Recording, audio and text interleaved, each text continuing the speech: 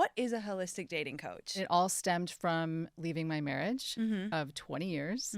And we had been together for 26 years. I was in PR and marketing. I had no idea how hard it would be to leave. And there was no real reason for it. It was one of those things where it's like, I just felt like I didn't want to be okay anymore, just okay in my marriage. And so I left, and it was devastating and horrible. I had two like pissed off preteens, and I had just finished this like entrepreneurial thing with my then best friend. I was in this abyss, and I was in New York City in my 40s, single, going, what in the actual hell? Like, what do I do? And all I heard was like horror stories about the apps and you can't meet people in real life.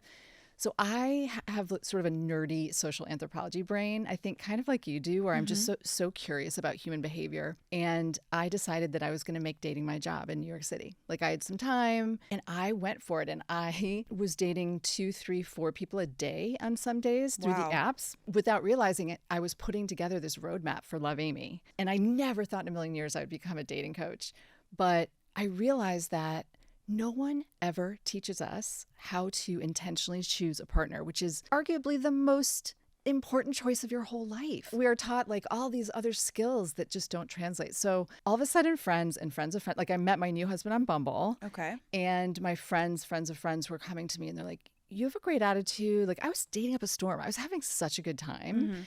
And I did make every mistake at the beginning. I looked at Brett, we were dating and I was on his couch. He's such a smart person and I was so nervous. I'm like, I think this is a thing. Like, I think I need to do this. And the reason I call it holistic is because, listen, you know, can I help optimize your experience on the apps? Can I help, you know, you figure out how you're being perceived? All that, great. That's great. But I'm also an intuitive. So I bring in energy work, which I know you know, are a fan of as well. It's like the biggest predictor of dating success that I see is your energy.